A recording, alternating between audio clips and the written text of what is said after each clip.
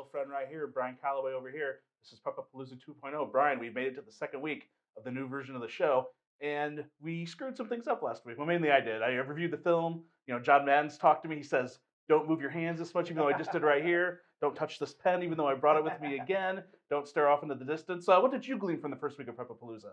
I learned, I don't know. I didn't learn anything. Okay. I didn't learn anything. I'm the only one self-critiquing myself, evidently, so it's okay. But we deemed this show Alumni Day. As you can see, we are wearing T-shirts of our alma maters. Brian from Coloma Soccer, you played soccer there. Talk about your soccer experience for us. It was fun. I played 4 years of varsity, some forwards, some in the back and defense as a stopper. So some cool stuff. And you tell me that you were a center? Yes, at DeKalb High School in Indiana, a school the people watching this have probably never heard of, so this means nothing to them. Well, they've never heard of this. Most of them probably have never heard of Coloma. But I did not play 4 years of varsity. I only played 1 year of varsity as a starter. I played a couple years as varsity, but only 1 year as a starter, and I was maybe the worst offensive lineman that's ever started in the history of DeKalb football, for being honest. No, don't sell yourself short. Don't sell yourself short. Thank you very much for the kind words. Well, we talked soccer, we talked football, but I don't think that's what people want to hear about right now. They want to hear about basketball. We are in the midst of girls' basketball districts. We will not talk about that today because a lot of things are going to happen by the time you guys see this. So let's talk about boys' basketball. Let's start with the top area teams. It's kind of interesting that if you look at the NPR rankings, Pewamo-Westphalia is the #1 ranked team in Greater Lansing. They're 23rd overall, but there's also 3 other teams from Greater Lansing between 23 and 30. Yeah, no, it is interesting, and I think that everyone saw the 4 teams. Well, obviously Pewamo-Westphalia, Okemos, East Lansing, and Williamston. I think people would agree that those are the top 4 teams in some order in the Greater Lansing area, just based on what all 4 of them have been able to do this season. And Pewamo-Westphalia, they've won 16 straight since that loss to Langsburg very early in the season, and won the CMAC title outright on Monday with their win over Powderville. So they're definitely looking like a state title contender again. And then you have Okemos, won the CWAC Blue thanks to some help from Everett on Friday in a wild game, and they're next at 26. East Lansing at 27, right behind them, and then Williamston, at 30, and they're a team that shared the CWAC red title with Eastern. So I think those teams are who we thought they would be. Then the next tier is interesting. You have Eden Rapids, Ovidelcy, and Lanesburg as well. And Eden Rapids is a team that knocked off Okemos. Ovidelcy just lost to Weberville last week in a close game, and then Langsburg, like I said, is the one team that's handed Pewamo-Westphalia a loss as well too. So I just think it sets up kind of for an interesting postseason, just because any of these teams I think can beat any of the other ones on any given night, and we've kind of seen that throughout the season. I know you do weekly power rankings, big school and small school. Would you rank those first 4 schools 1 through 4 like that, or would you adjust yours a little differently? Mine would be adjusted a little bit differently. I'd probably have Williamston probably at the top, and then some kind of order after that of Okemos, East Lansing, and Pewamo-Westphalia. I think East Lansing, kind of top to bottom, is probably the most talented team in the area with some of the pieces they have. Williamston's got a lot of talent as well too. They have their talent is a little bit younger because sophomores Mason Dox and Jacob Wallace.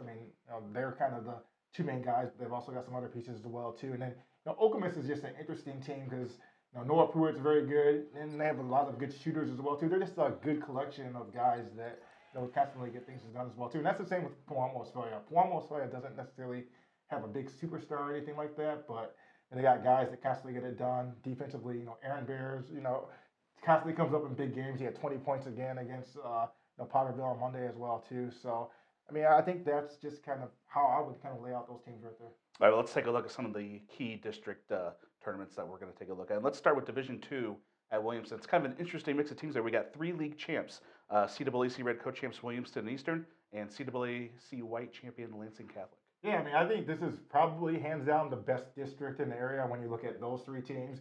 And you also look at Hazlett's in this district as well too, and obviously they knocked off Williamston last year and made a nice little run in the tournament as well too. So there's 4 great teams right there. Then you have Fowlerville, which is Brendan Young, who's led the area in scoring and rebounding pretty much all season as well too. So I think this district is going to be very interesting just because Williamston and Eastern obviously split their 2 meetings. Lansing Catholic has had a very good season as well too. Yeah, maybe Fowlerville, maybe Brendan Young channels Carson Edwards or Steph Curry a decade ago, just decides to turn on and score like 40 points a game, and maybe Fowlerville kind of comes out of nowhere.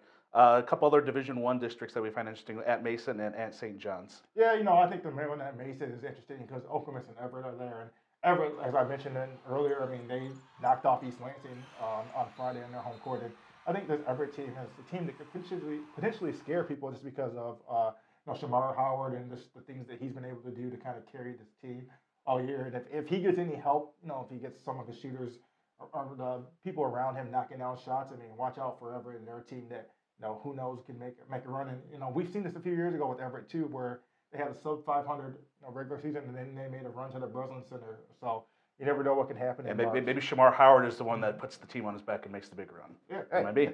Maybe.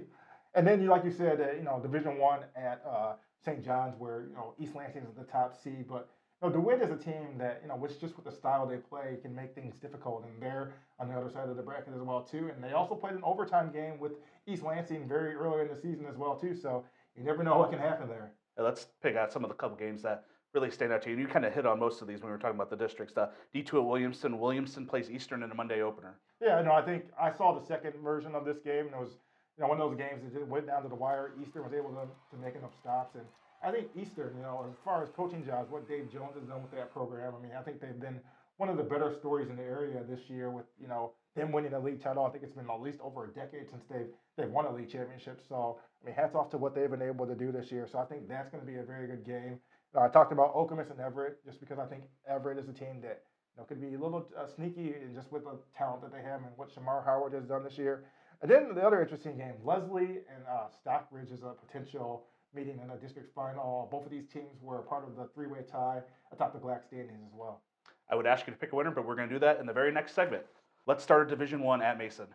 No, I like Okemos in this district, as I mentioned earlier, just the balance that they have. So many different people that can get it done. They're a team that just knows how to win games. Won a third straight CAA Blue Championship this year. So I've got Okemos in this one. Division One at St. John's.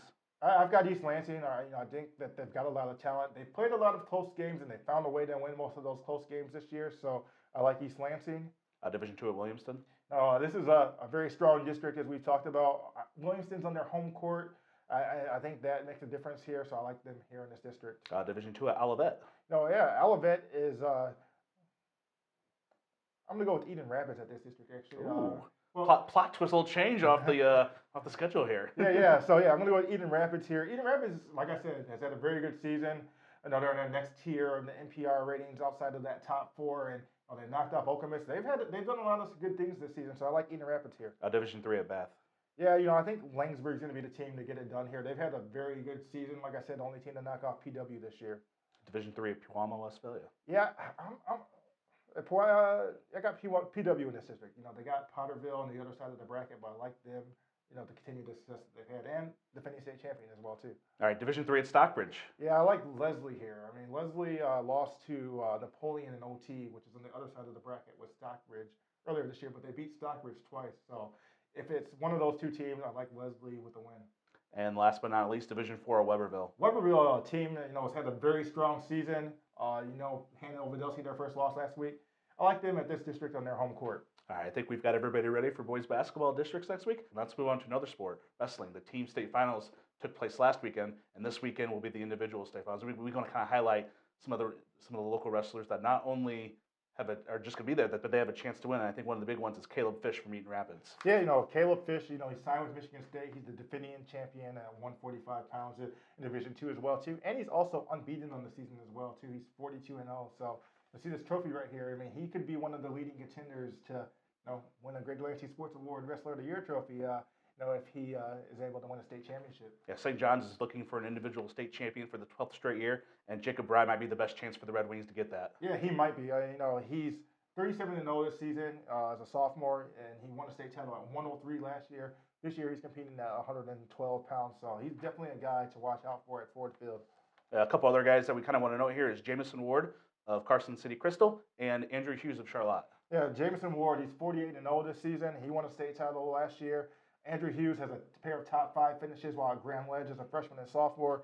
He's a senior at Charlotte now. He's 46-1 this season, so he's a guy to watch out for. I'm going to give you a couple of other names. Dylan Phelps at Holt from Holt. He was 4th at 125 last year. He should be in the mix in Division I. Tanner Miller from Mason is 41-1. Watch out for him at 130 in D2.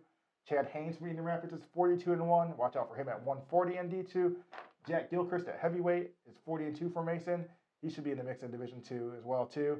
And then Grant Clarkson from Lakewood is 36-0 at heavyweight. And he's a guy to definitely keep an eye out. Now we're going to talk about some sports that we really don't talk about here too much, and we want to give them a shout out. Let's start with bowling. We had two local teams, Mason in Division 2, Fowler in Division 4. Those girls teams won regional titles last weekend. Yeah, they did, and both of those teams have had very strong seasons. Mason won their division of the CAAC this year. Fowler has had a lot of success this year as well too, and then both of them have some individuals that are moving on, multiple individuals that will be bowling for state championships as well too, and also the highlights of the individuals that we have in the area competing for state titles. Sierra Feldposh from Fowler, she was a regional champion last weekend. Abigail Mather from Charlotte, also a regional champion last weekend. And then we had a couple of boys bowlers that were runners-up at their regionals. Carson Kohler from Charlotte and Luke Dahlman from Portland. All right, then we're going to highlight cheerleading here as well. 3 teams are in action in the state finals in Grand Rapids, and that is Charlotte and DeWitt in Division 2 and Pewamo-Westphalia in Division 4. Yeah, Pewamo-Westphalia is a reigning Division 4 state champion. I mean, shocker, Pewamo-Westphalia winning the state title. It happens. Tell me something I haven't heard before. Exactly. It happens quite often, and this is a team that should be in the mix again for another state championship. So watch out for them. DeWitt also won a regional title last weekend as well too. So those are the 2 front runners heading into the weekend.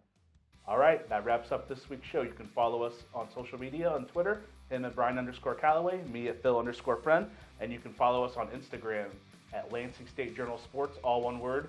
Our Martin Scorsese here, Nick King, does a lot of the work on that account. Shout out to Nick. Yes, be sure to check things out there. And if you haven't already, please consider subscribing to the Lansing State Journal, where our current offer is 3 months of unlimited digital access for 99 cents per month. You can cash in on that offer at lsj.com/subscribe. And lastly, you can also watch this video weekly on YouTube, and you can follow us at Lansing State Journal. And then once you get there, hit the subscribe button that is right below there. Thank you for watching.